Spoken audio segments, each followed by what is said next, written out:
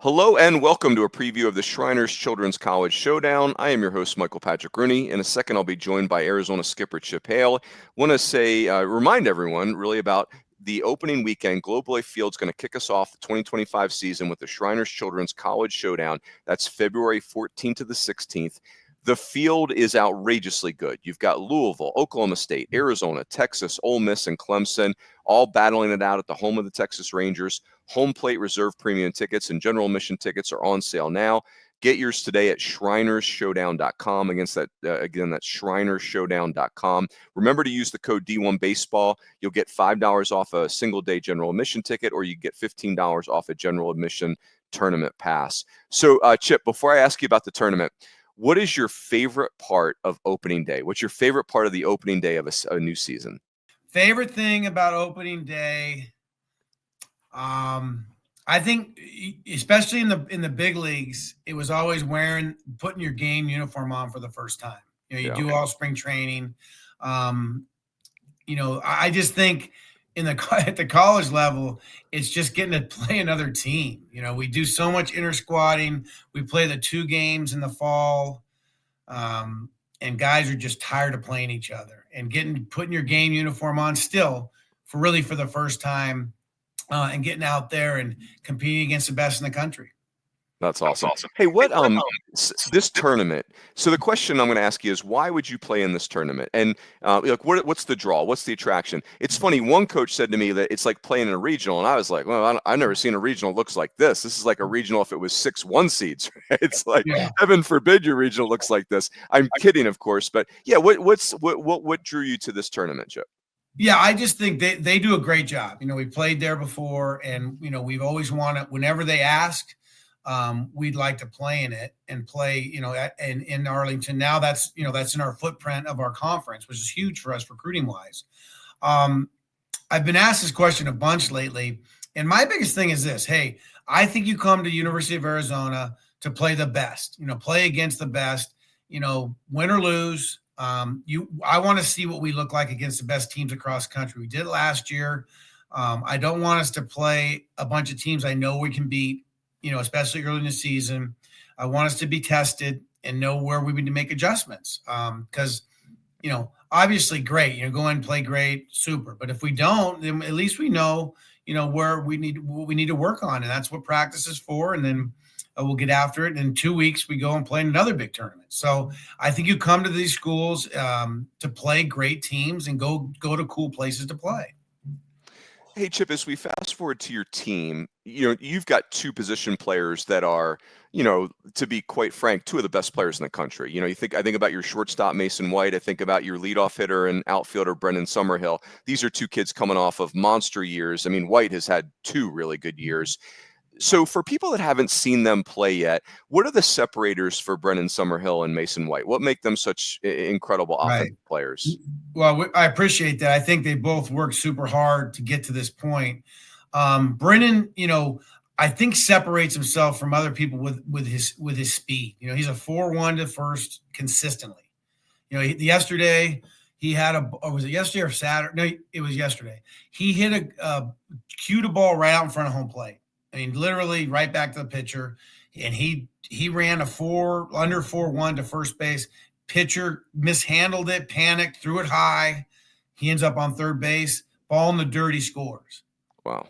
And we always tell people that baseball's hard. It's hard to hit, man, especially when pitchers get going and their stuff's good.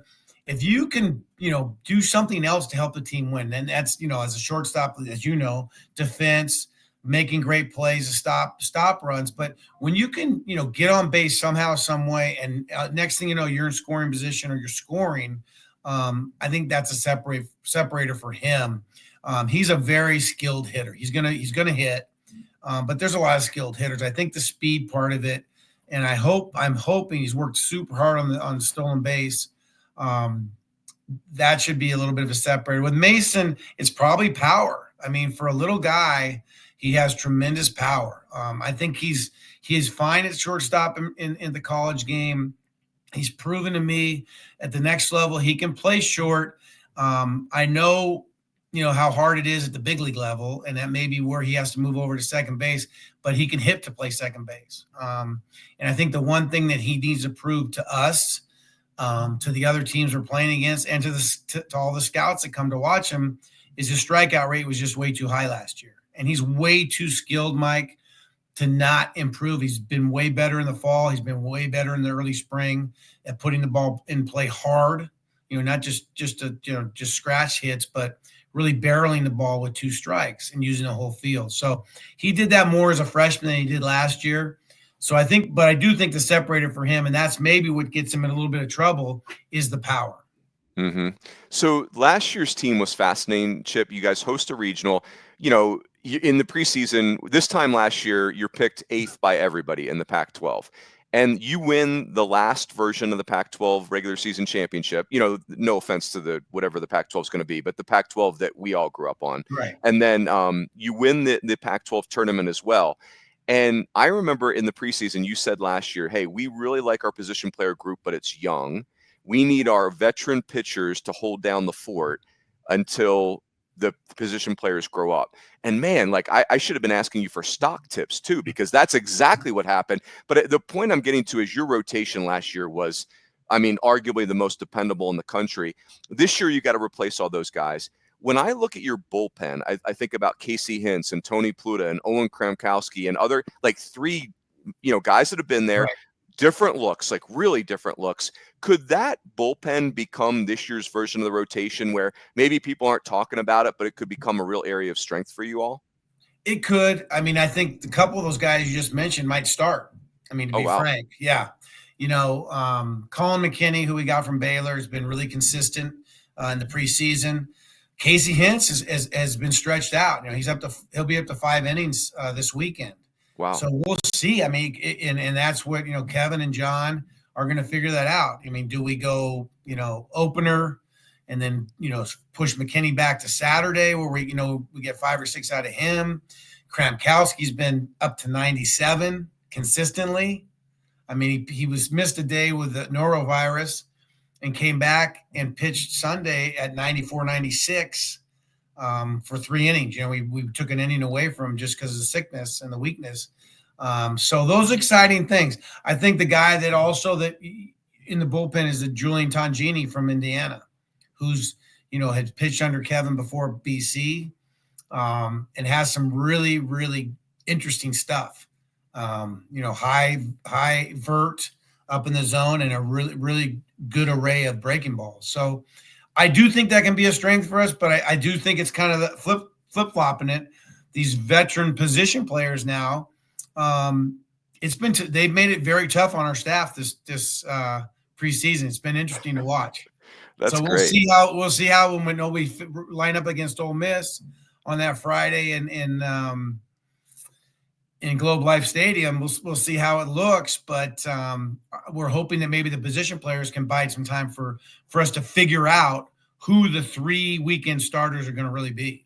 That's awesome. And of course, Kevin and John are Kevin Vance and John DeRoyan, who's your pitching brain trust. And speaking of separators, those two to me have been a real separator for your program. And by the way, Casey Hintz is a shortstop, center fielder, low slot joker. Those dudes work in college baseball, him on the front end. That wouldn't be the first time a low slot athlete figure out a way to get a bunch of outs. Hey, last one, Chip. As far as a breakout player, the guy that when I saw you all this fall, the guy that jumped off the page at me was Maddox Mikalakis, who I think I'm pronouncing his last name right. It is really a lot of syllables, but yes. Man, left-handed hitter, he stood out. Where do you see Maddox coming into this season? Yeah, he had a great summer, in the Northwoods League. He did a good job in the fall. It's a dogfight. I'm not going to lie to you, Mike. One of the guys that you didn't get to see because he had hip surgery, and now he's got a little hammy who has not been able to run. But I think he's hit a home run almost, 2 out of every 3 games in this preseason is Matisse Morant from Cochise College, who's a high level shortstop. 6'2", 6'3" dude that's from Paris, France. Wow. And between Richie Morales, Maddox Mikalakis, Andrew Kane, those corner positions, Tommy's playing. It's going to be you might see 3 different lineups that first weekend, and they're all going to get a chance to play. They've all really, really been good. Man, that's great. Yeah, pray for the problem. Who knew they were growing shortstops in France? Amazing. I love it. I mean, Trip Couch can find them anywhere. Yes, he can.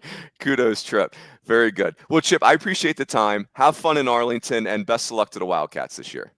Thank you so much. And, I love what you do for baseball. Thank you so much. You got it.